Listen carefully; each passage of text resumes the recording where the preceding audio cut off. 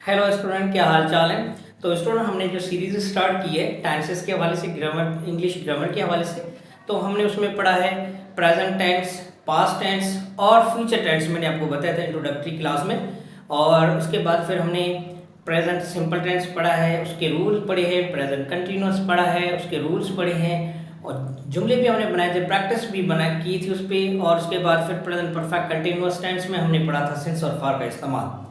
आज का जो हमारा जो वीडियो है वो है थोड़ा इंट्रोडक्टरी है पास्ट सिंपल टेंस के पे, कि जो हमने पढ़ा था कि जो टेंस है मेन टाइप है, वो टेंस जो है वो तीन मेन टाइप्स हैं, प्रेजेंट टेंस, पास्ट टेंस और फ्यूचर टेंस। और उसके बाद फिर क्या होता है कि प्रेजेंट के चार टाइप्स होते हैं, और पास्ट के फिर चार टाइप्स, और उसके बाद फिर फ्यूचर के 4 टाइप्स। प्रेजेंट के जो 4 टाइप है वो present simple tense, present continuous tense, present perfect tense, present perfect continuous tense, जो कि हमने किए हैं वो पढ़े हैं। और लास्ट में हमने पढ़ा था प्रेजेंट परफेक्ट कंटिन्यूअस टेंस, जिसमें हमने सिंस और फॉर का इस्तेमाल सीखा था। और उसके बाद फिर जो पास्ट के जो 4 टाइप है, past simple tense, past continuous tense, past perfect tense, past perfect continuous tense. And then future simple tense, future continuous tense, future perfect tense, future perfect continuous tense. तो हमने प्रेजेंट परफेक्ट कंटिन्यूअस टेंस पढ़ा था, और उसमें सीखा था कि since और फॉर का इस्तेमाल क्या है, प्रॉपर हमने सीखा था। तो आज की इस वीडियो में हम थोड़ा इंट्रोडक्टरी क्लास लेते हैं, थोड़ा इंट्रोडक्शन लेते हैं पास्ट का। जो पास्ट है ना, past simple tense, simple tense, past simple tense जो है उसी को हम कहते हैं ज़मान माजी सादा। ठीक है, इसकी भी 4 टाइप है पास्ट टेंस के। पास्ट टेंस के कितने टाइप हैं? 4 टाइप्स हैं। Past simple tense, past continuous tense, past perfect tense, past perfect continuous tense. और पास्ट सिंपल टेंस जो है ना, उसके हेल्पिंग वर्ब कौन से हैं स्टूडेंट्स? Helping verbs.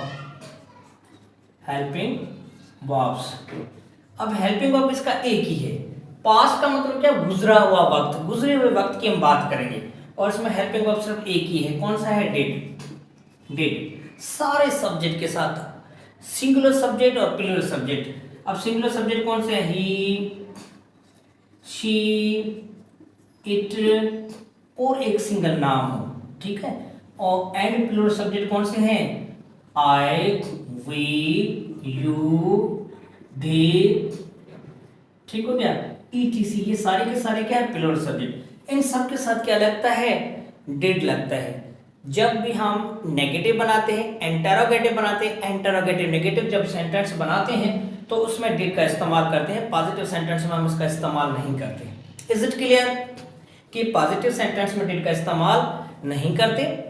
जब नेगेटिव सेंटेंस बनाते हैं, नेगेटिव इनकारी जुमला, नेगेटिव सेंटेंस, तो डिड का इस्तेमाल करते हैं इनके साथ। जब इंटरोगेटिव सवाली बनाते हैं तो इनके साथ क्या करते हैं? डिड का इस्तेमाल करते हैं जुमले में। और फिर इंट्रोगेटिव नेगेटिव सवाली और इनकारियां जब बनाते हैं तो फिर भी डिड का इस्तेमाल करते हैं।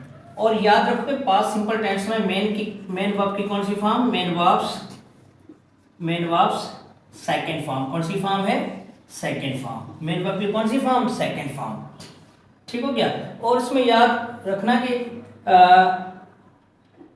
गया था, गई थी, आए थे, खाया था, ये इसमें उर्दू में इसमें ये इस्तेमाल। पास्ट सिंपल टेंस, इसके हेल्पिंग वर्ब डिड है, और ये सारे का सारे सिंगुलर और प्लूरल सब्जेक्ट इनके साथ इस्तेमाल किए जाते हैं।